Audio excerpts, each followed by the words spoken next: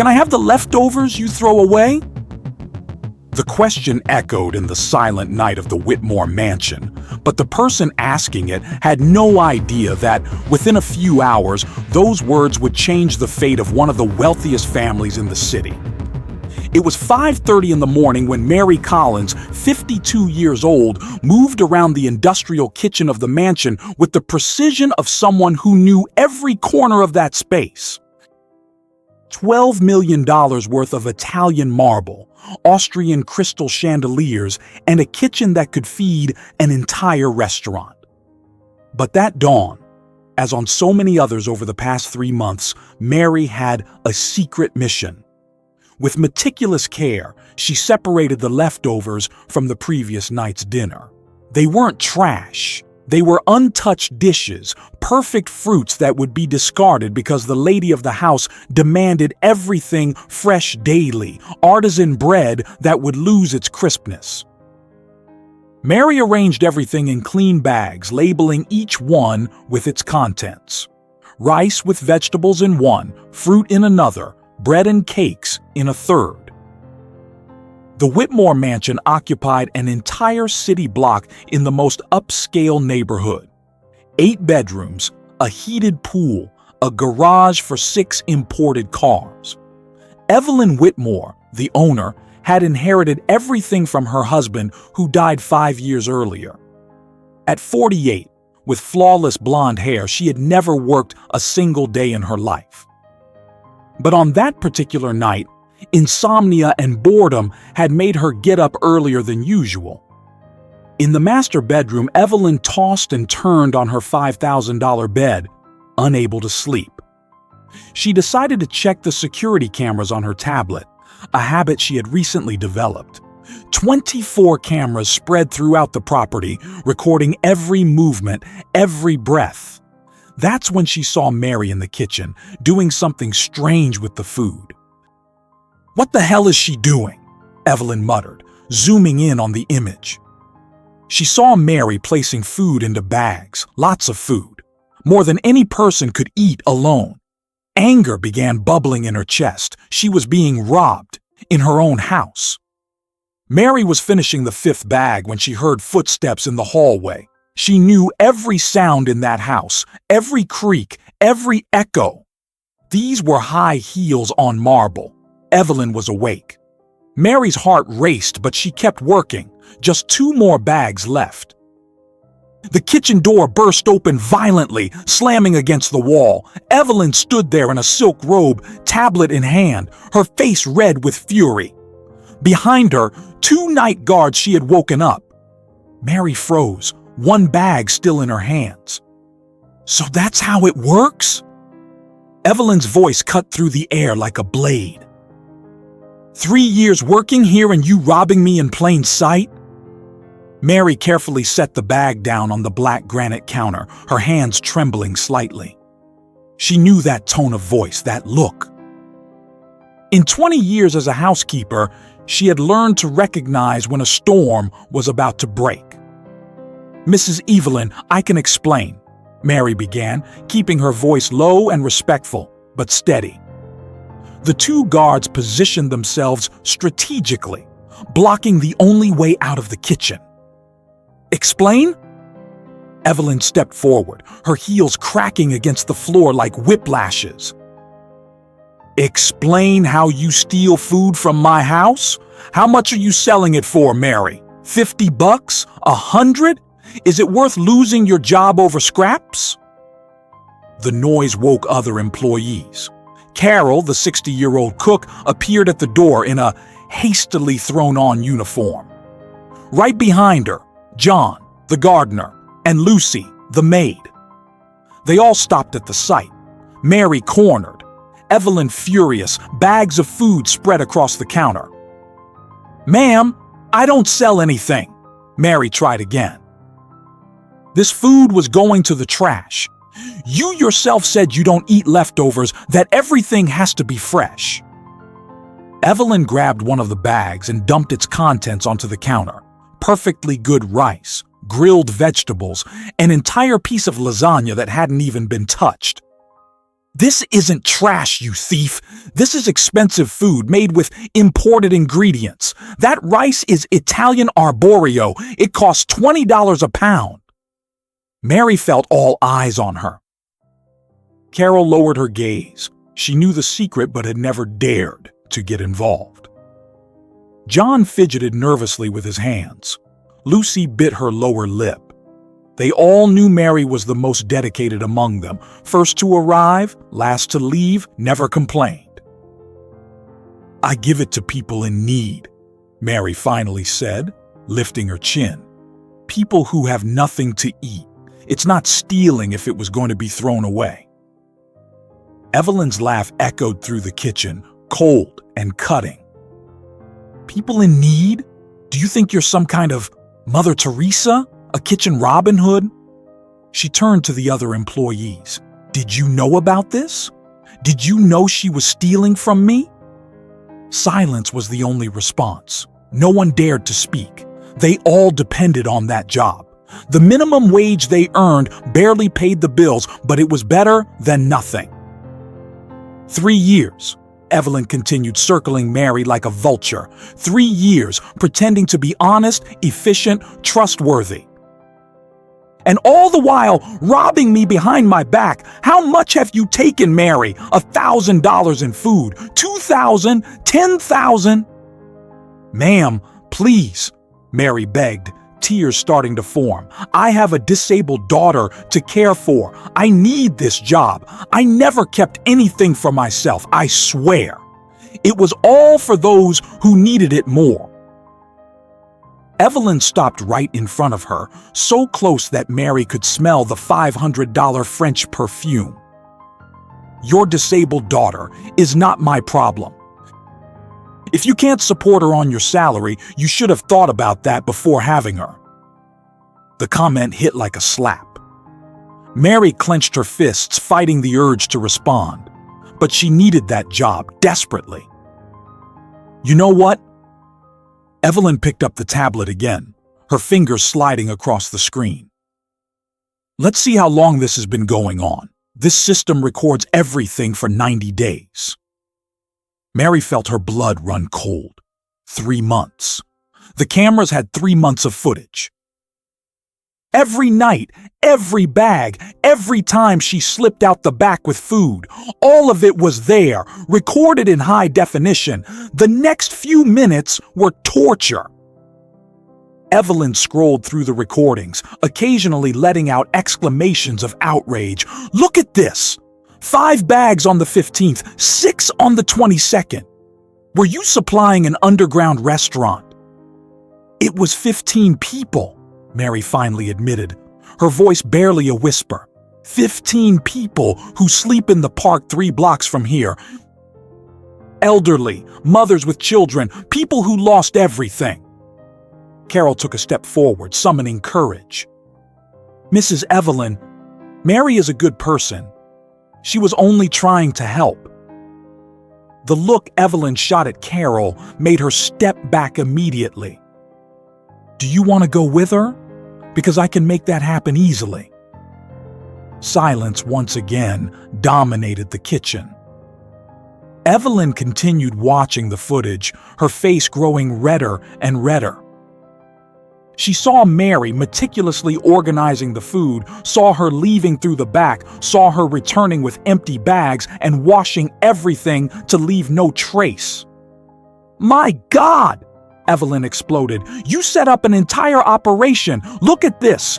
You even have a fixed schedule. Always between 5 and 6 in the morning. How could I have been so stupid not to notice?" Mary watched each of her employers' reactions, her heart sinking deeper every second. She had known this woman for 3 years, and she knew there was no such thing as forgiveness in her vocabulary. Evelyn Whitmore was not known for mercy. "You know what outrages me the most?" Evelyn went on, now pacing the kitchen like a caged beast. "It's not even the food, it's the betrayal. I trusted you, Mary. You had the keys to the house, the alarm code, and you used that trust to stab me in the back. I never betrayed your trust in anything important. Mary protested. "I never touched your jewelry, your money, your documents. I only took what would have been thrown away." "Thrown away by me, my food, my decision." Evelyn slammed her hand against the counter so hard the dishes rattled. "You have no right to decide what to do with my things." John the gardener tried to intervene. "Ma'am, Mary saved lives with that food. I know because sometimes I helped her carry it. There's an 80-year-old man who only eats because of her." "You too?" Evelyn turned to him, incredulous. "Was anyone else involved in this conspiracy?" Carol, Lucy, even Peter, the driver who had just arrived, all lowered their heads. They all knew. They had all kept silent. Some had even helped occasionally. "Unbelievable," Evelyn muttered. "A conspiracy in my own house." She turned back to Mary. "You're fired. Now. I want you off my property in 30 minutes." Mary felt her legs weaken. "Ma'am, please. My daughter needs her medication." "The treatment costs $2,000 a month. I won't find another job quickly." "You should have thought about that before stealing from me." Evelyn picked up the phone. "I'll call all my friends. None of them will hire a thief. You'll never work in a household in this city again." Tears now streamed freely down Mary's face. 3 years of honest work, of dedication, destroyed in minutes, and all for trying to help those who needed it even more than she did. But Evelyn wasn't satisfied.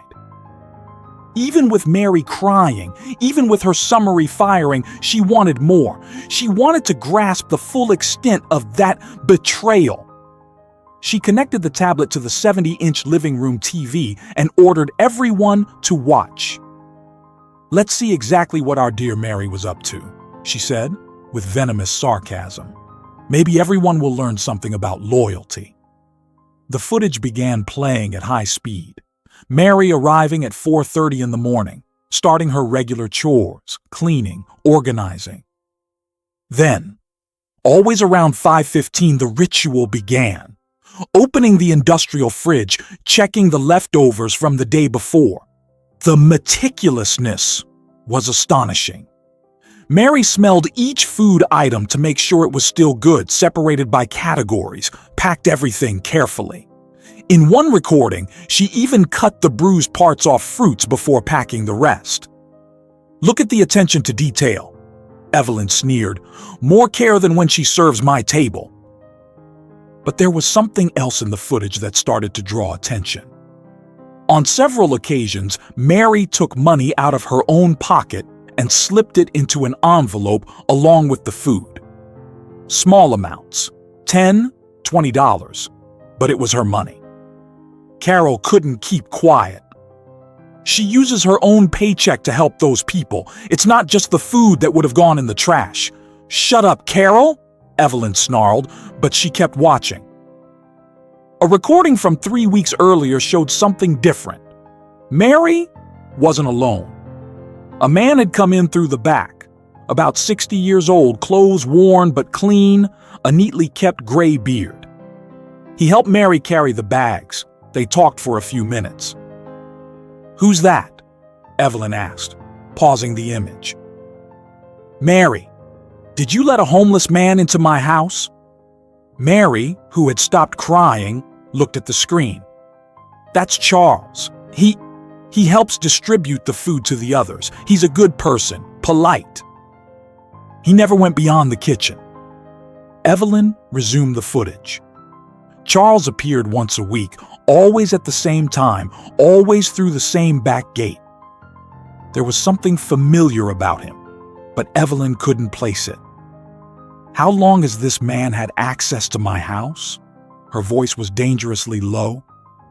2 months, Mary admitted, "but he never—" 2 months! Evelyn exploded. "A stranger, a homeless man with access to my property for 2 months. The footage continued. In one clip, particularly moving even to anyone watching, Mary and Charles organized the bags while they chatted. The audio was low, but you could catch fragments. 15 people counting on this. Charles's voice. I do what I can, Mary replied. Saved John's life last week. Diabetic. Without this food. Charles again. Peter, the driver, spoke up. Mrs. Evelyn, I know some of those people on the street. They're folks who lost everything. Some are seniors, abandoned by family. Others lost their jobs and homes. Mary is the only thing standing between them and hunger. And what do you want me to do? Evelyn turned to him. Feed every homeless person in the city? Turn my house into a charity? No, ma'am, Peter answered. I'm just saying Mary did good with what was going to be wasted. Evelyn shut off the TV violently. Enough! I don't want to hear any more about this. She turned to Mary. 20 minutes. That's how long you have to disappear from here, and be grateful I'm not calling the police. Mary stood up slowly, the dignity she always carried still visible despite the tears. She knew she had lost more than a job. She had lost the chance to keep helping 15 people who depended on her to survive. And that pain was greater than any personal humiliation. Mary was in the maid's room packing her few belongings when the mansion's intercom started ringing insistently. It was 6:45 in the morning, the sun already brightening the sky, and she had only 15 minutes left to leave the property. Annoyed by whoever kept ringing, Evelyn went to the video intercom herself, still in her silk robe. On the screen, the image of a man of approximately 60, neatly trimmed gray hair, clean-shaven, simple but clean clothes. There was something dignified in his posture, even through the camera. What do you want at this hour? Evelyn asked sharply over the intercom. The man looked straight into the camera, his clear blue eyes conveying unshakable resolve. My name is Charles Edward. I need to speak with you about Mary Collins. It's urgent. The mention of Mary's name made Evelyn huff in irritation. If you're one more of the homeless people she was feeding, you can go away. Mary doesn't work here anymore. She was fired for theft. The man didn't move. He remained by the gate as if he were a statue. Mrs. Evelyn Whitmore, I insist you receive me. I have information about Mary that you need to hear, and also about your family. The last sentence made Evelyn hesitate. About her family? What on earth could a homeless man know about her family? She looked at the guards who were still in the kitchen. Go to the gate and bring this man in, but stay close. I don't trust him.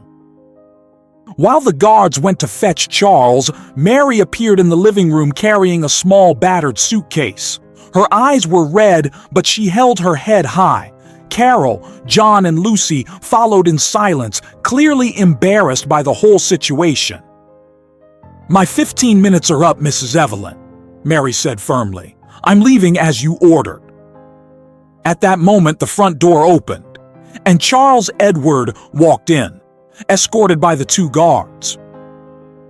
When Mary saw him, her eyes widened and she dropped the suitcase to the floor. Charles, what are you doing here? You shouldn't have come. The man walked to the center of the room, ignoring the guards, ignoring the other employees, his eyes fixed on Evelyn. Up close, it was clear that despite the simple clothes, he carried an imposing presence.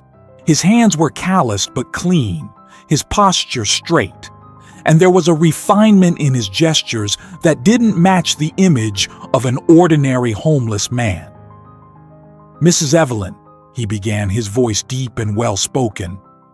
For 2 years, Mary Collins has been an angel to 15 people living on the nearby streets, not only with food, but with dignity, with hope. She has saved lives, literally saved lives. Evelyn crossed her arms, impatient. So what? She was stealing my food to do charity. That doesn't change the fact it's theft.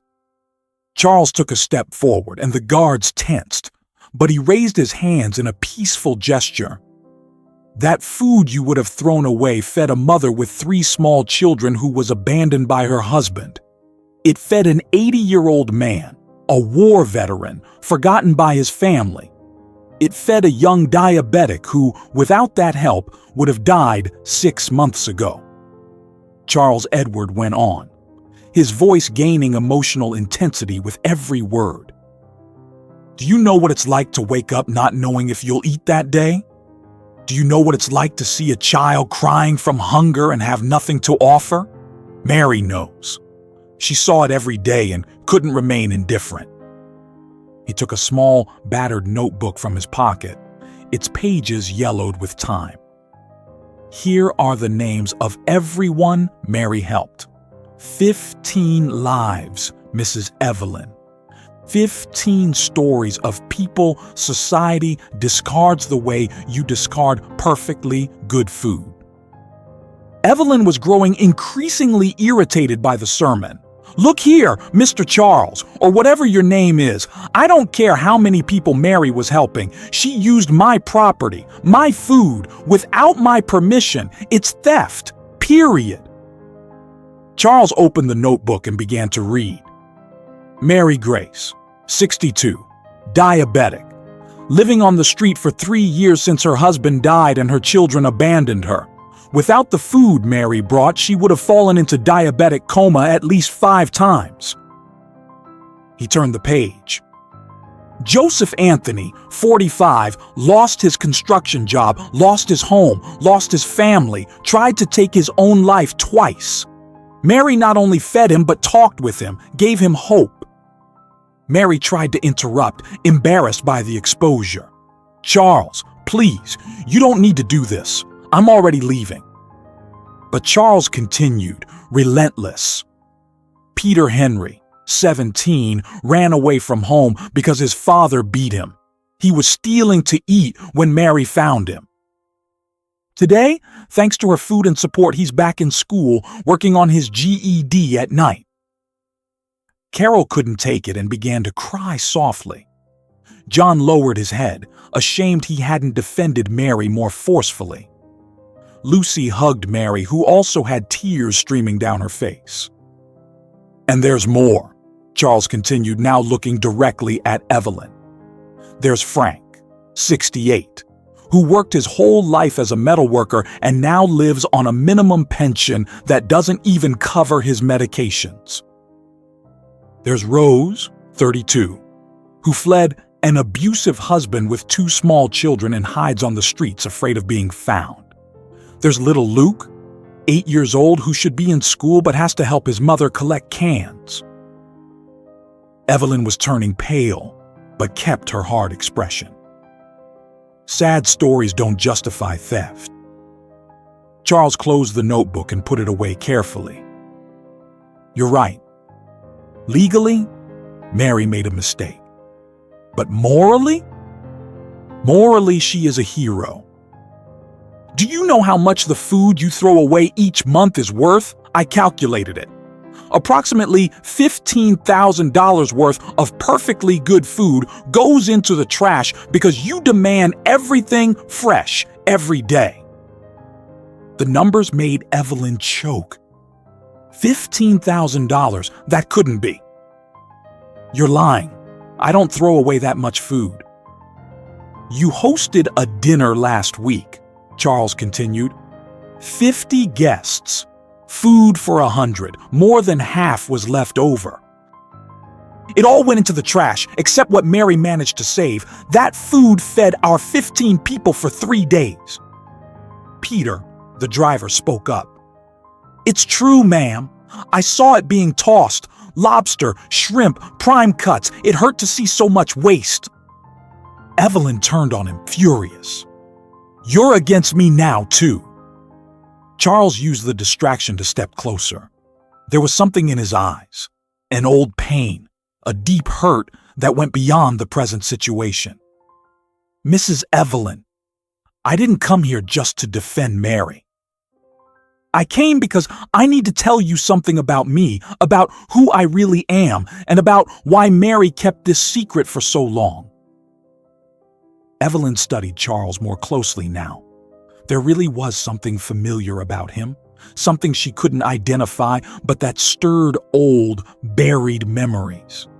The way he gestured, the tilt of his head when he spoke, even those clear blue eyes that seemed to pierce her soul. "What do you mean by that?" she asked, her voice losing some of its earlier aggression. "What secret? What are you talking about?" Charles walked to the fireplace where family photo frames were displayed. He picked up one in particular, an old black and white photo of a young couple with two small children.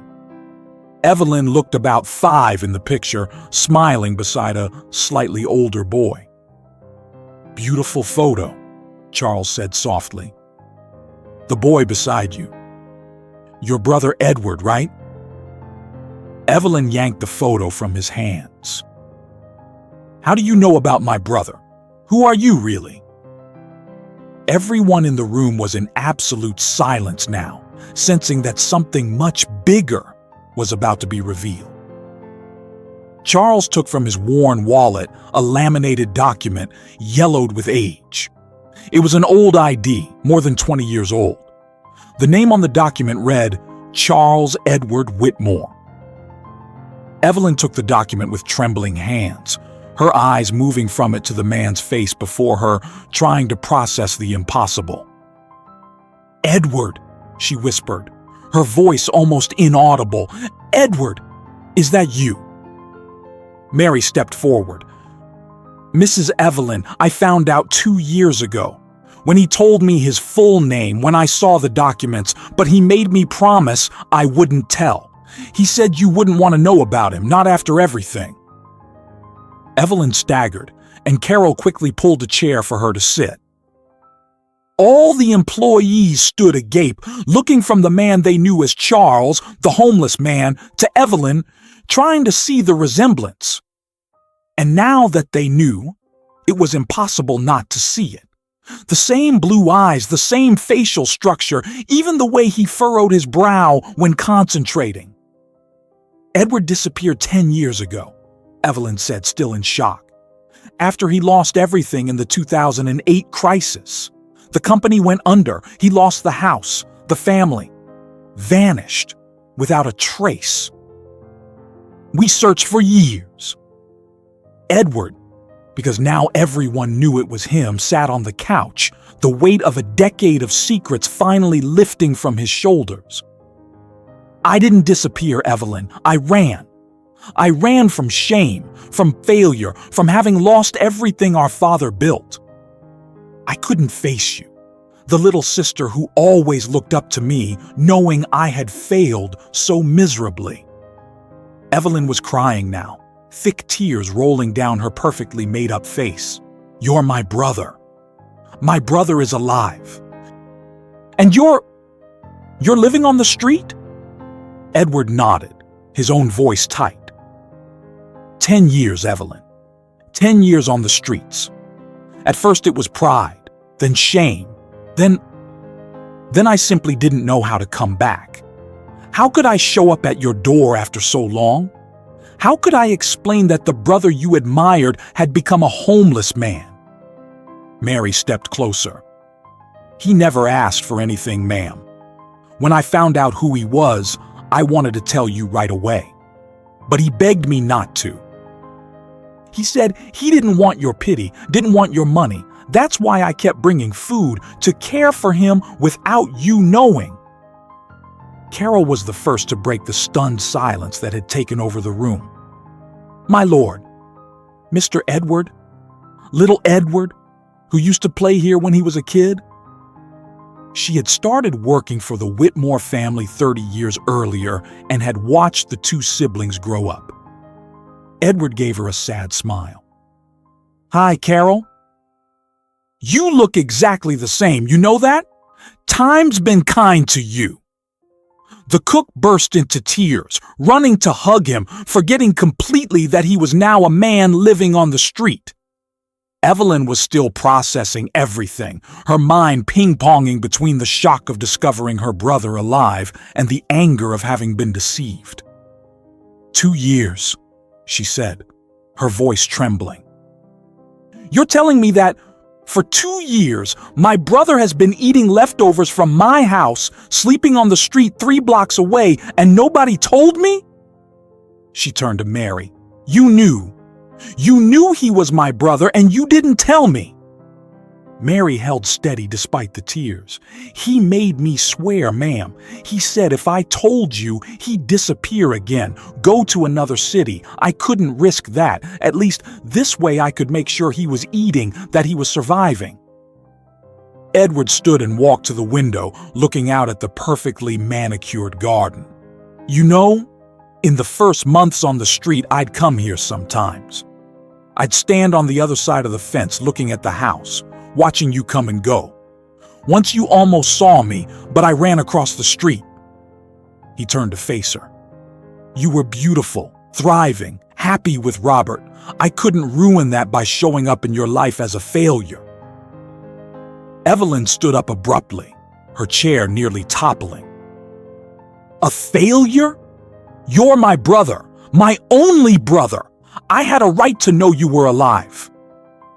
John the gardener cleared his throat nervously.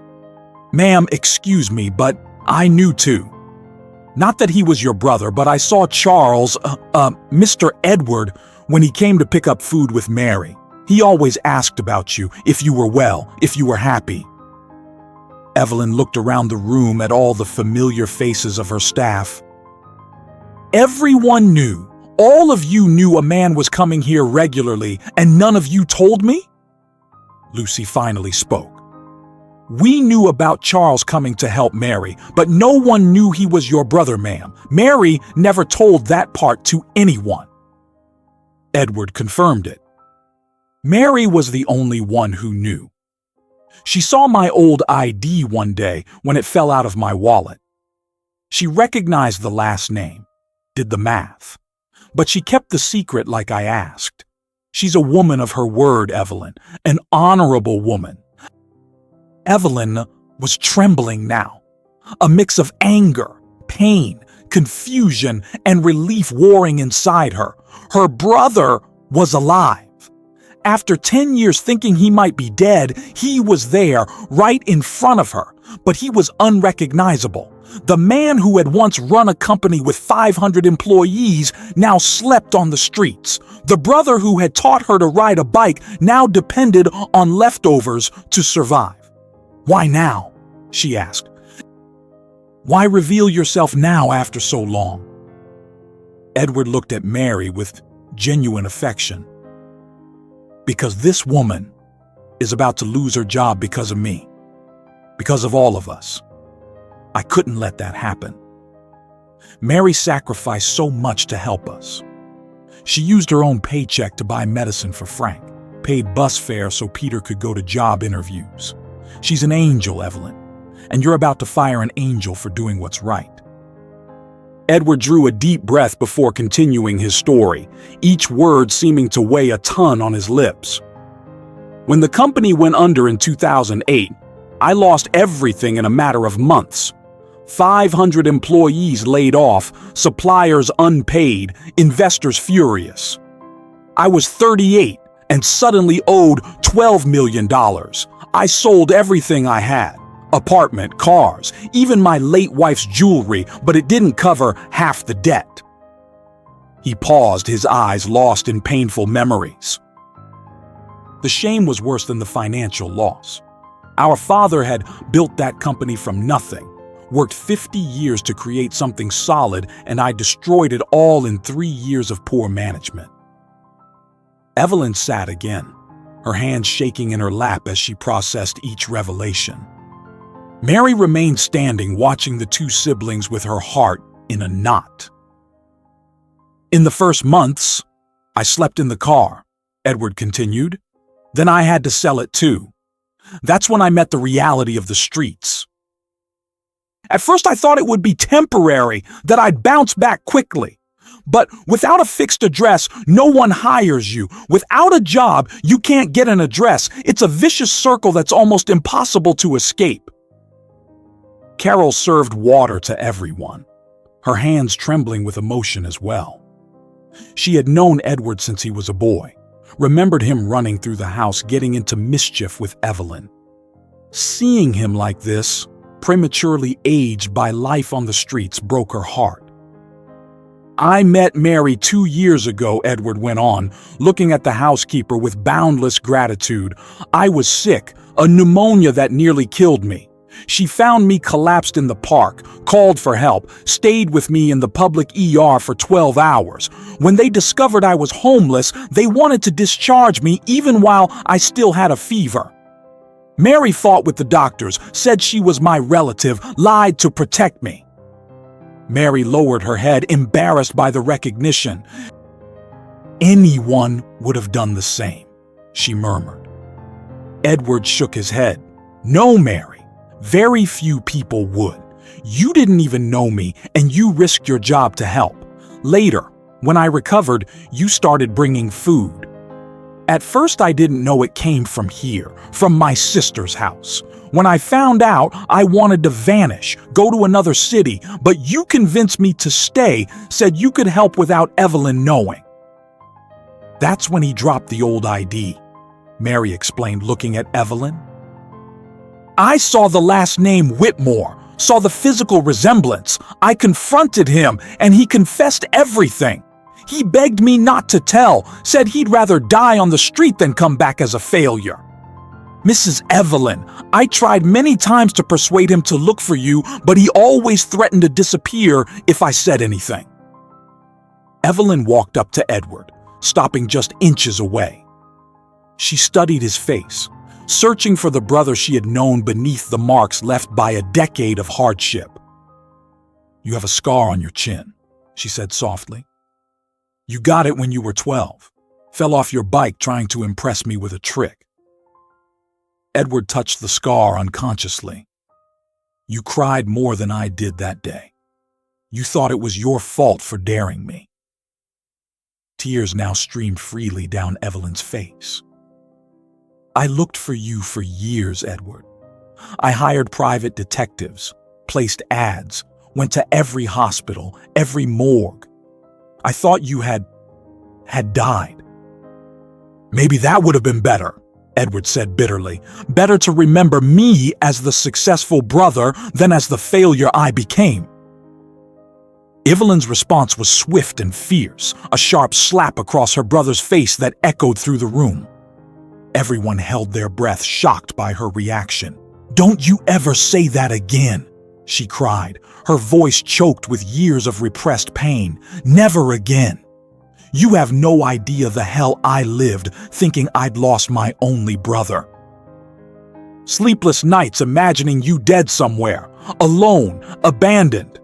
And you were here, 3 blocks from my house, eating leftovers from my food, sleeping in the cold while I had 8 empty bedrooms. Edward rubbed the spot where the slap had landed but didn't retaliate. He knew he deserved that and more. Evelyn, I didn't want to be a burden. You had just lost Robert. You were rebuilding your life. How could I show up out of nowhere, with nothing, needing everything?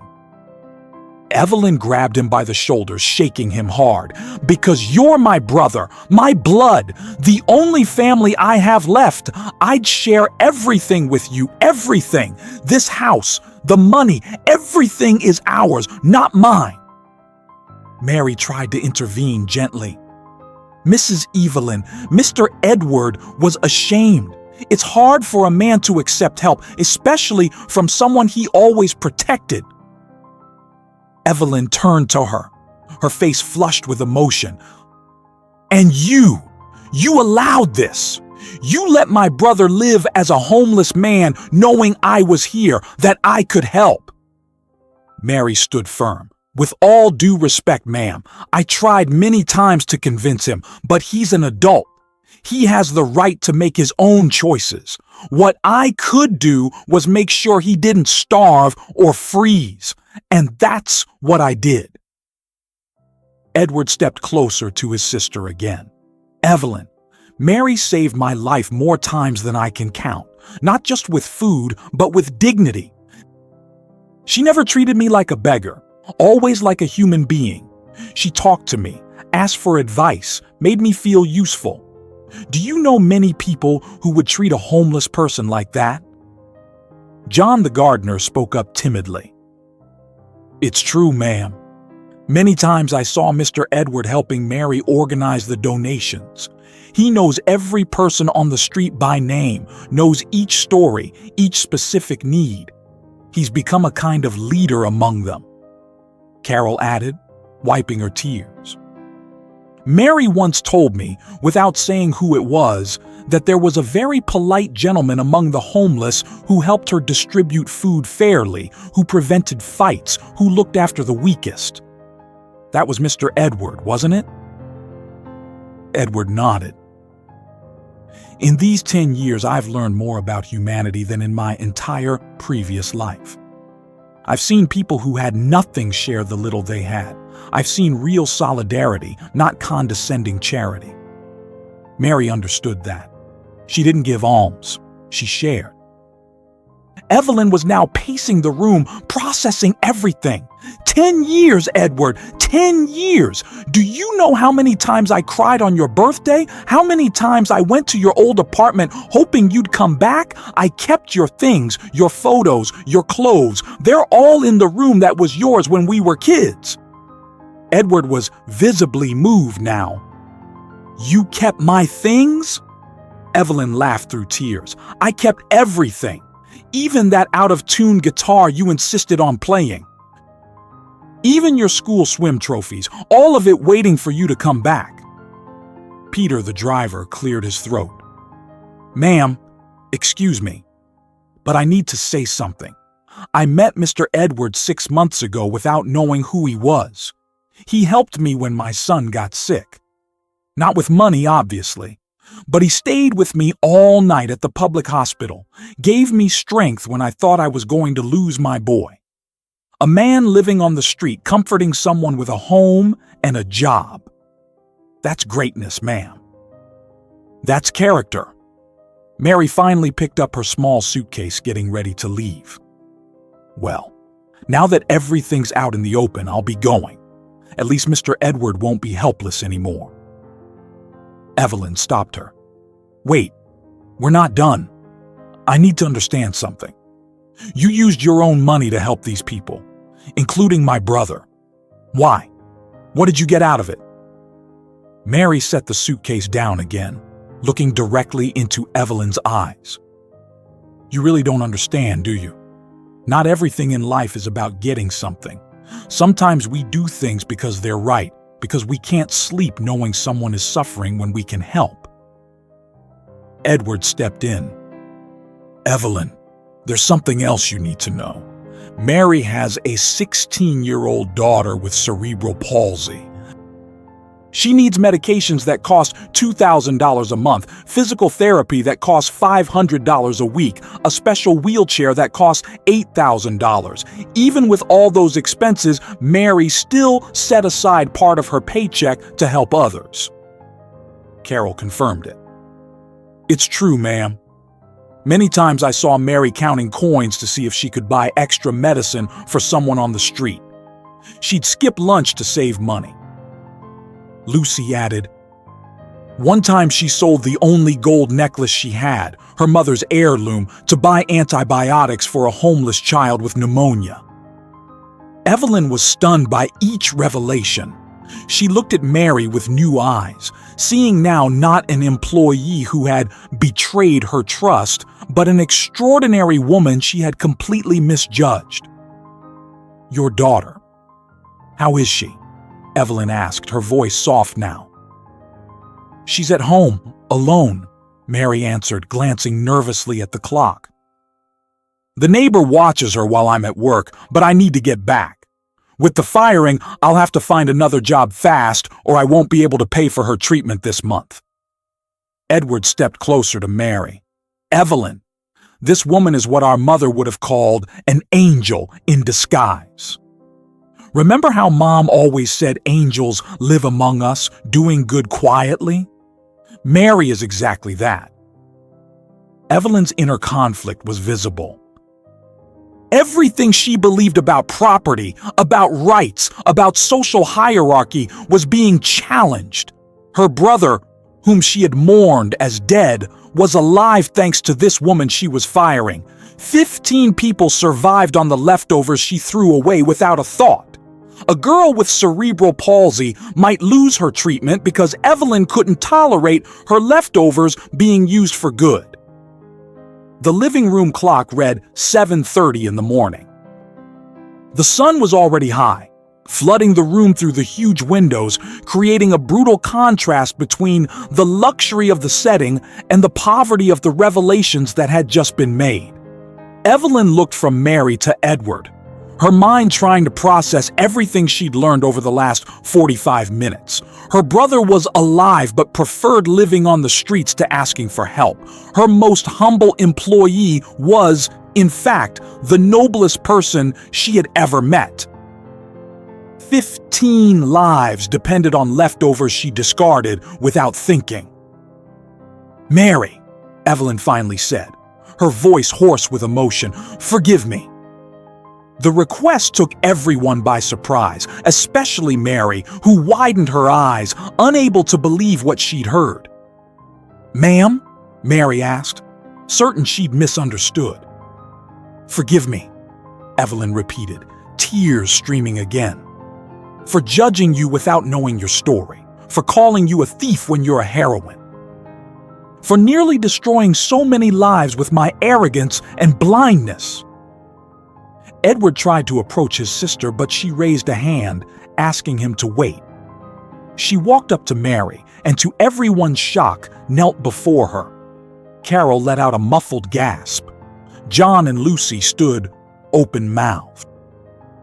Peter rubbed his eyes, thinking he was seeing things.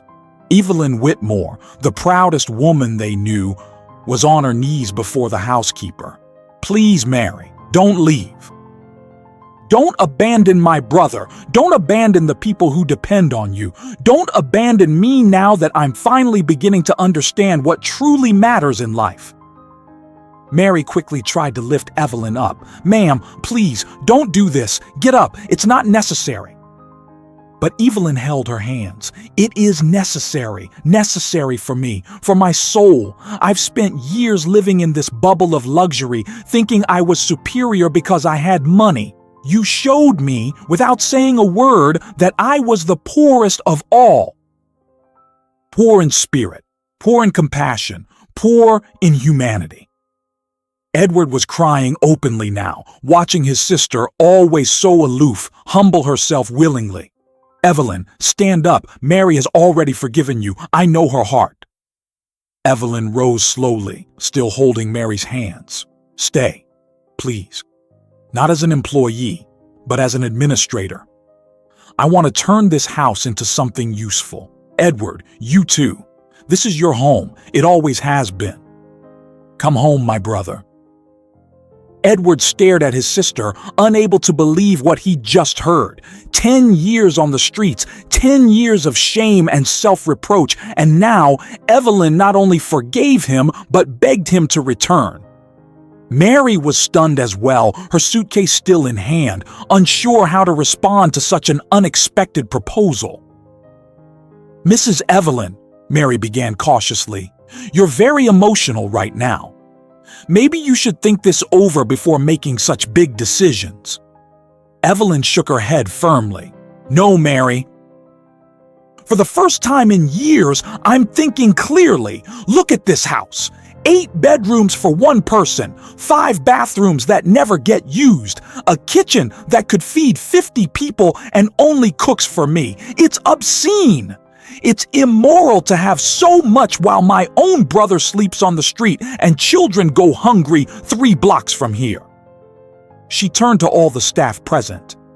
"Carol, John, Lucy, Peter, all of you. You knew the situation and showed more humanity than I did. Thank you for supporting Mary, even at the risk of your jobs." Edward finally found his voice. "Evelyn, I can't just come back like that. 10 years on the streets change a person. I'm not the brother you knew. I have habits now, quirks, nightmares. I wake up at 3 a.m. thinking I need to guard the few things I own. I stash food compulsively, afraid there won't be any tomorrow. I don't know how to live in a normal home anymore." Evelyn held her brother's face in her hands, forcing him to meet her eyes. "Then we'll learn together. You'll learn to live in a home again, and I'll learn to live with humanity. Mary will teach us both." Mary set the suitcase on the floor, realizing the conversation was far from over. "If I stay," she said carefully, "it can't be as a housekeeper. You're right, ma'am. This house can do much more. But we need to structure it properly, legally, so we don't run into trouble." Carol brightened at the possibility. "We could build a community kitchen. I have large-scale cooking experience. With the setup we have here, we could easily feed 100 people a day." John chimed in, excited. "The unused backlot could become a garden. I can plant greens and vegetables, our own produce, lower costs, healthier food." Peter added his part. "I know plenty of folks in tough situations who just need a chance.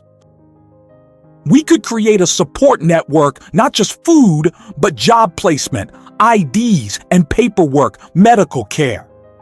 Evelyn was absorbing all the ideas, her mind racing.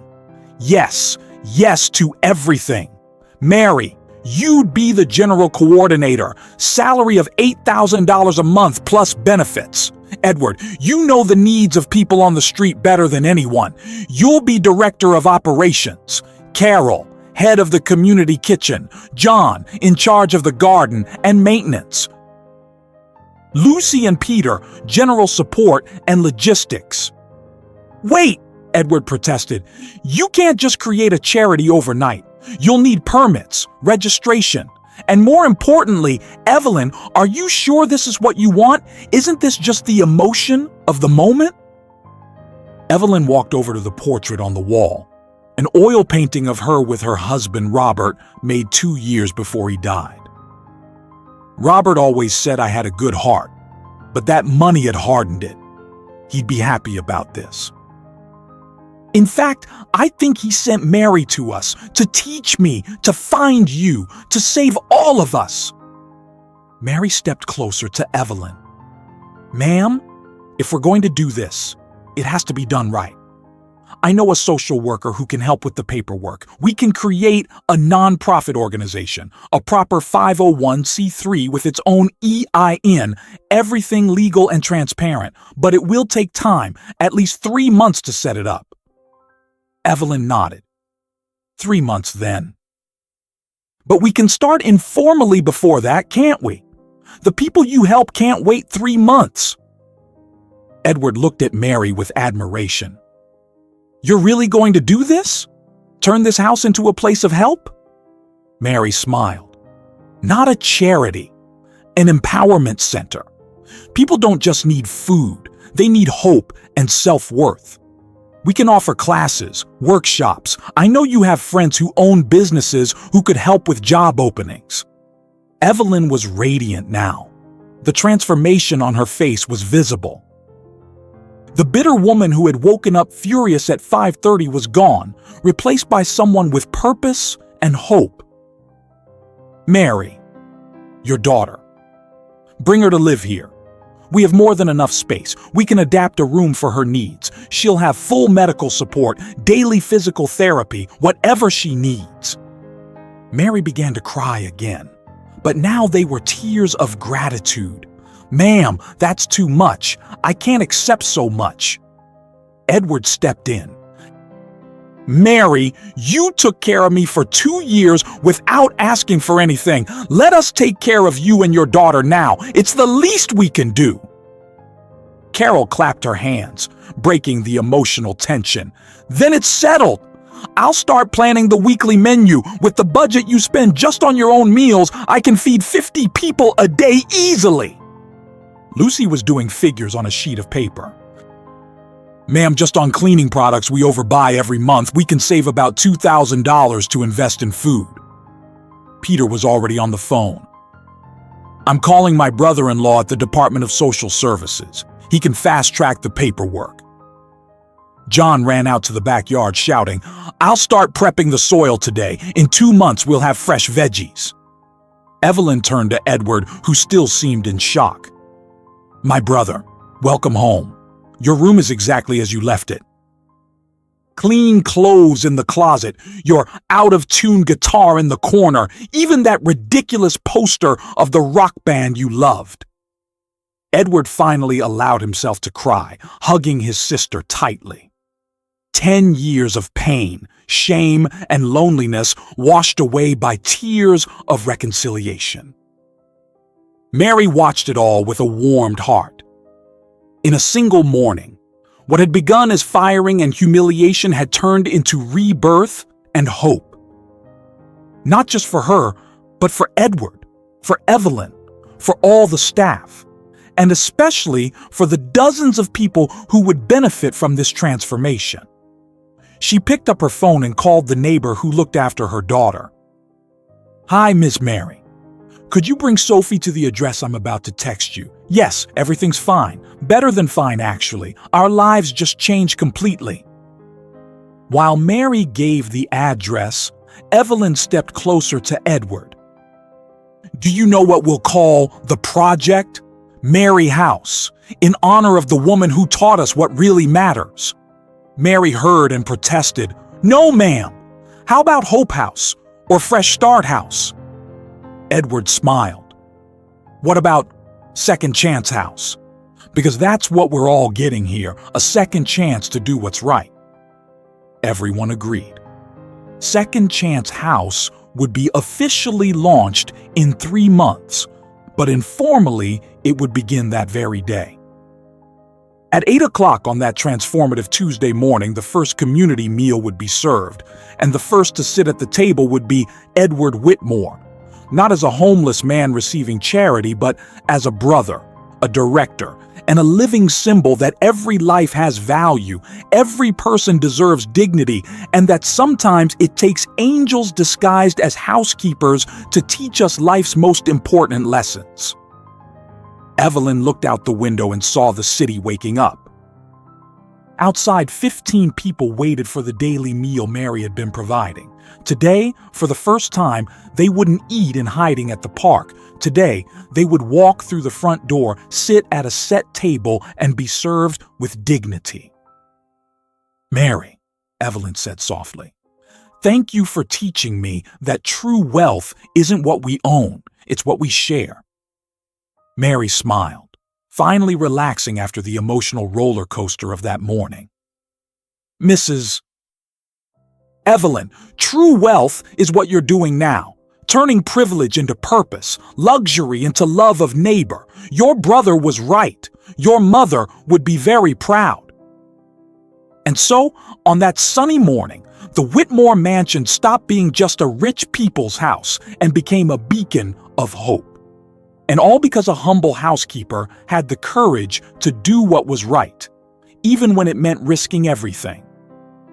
Sometimes the greatest miracles begin with the smallest gestures, a plate of food offered to the hungry, a hand extended to someone who fell, a secret kept out of love.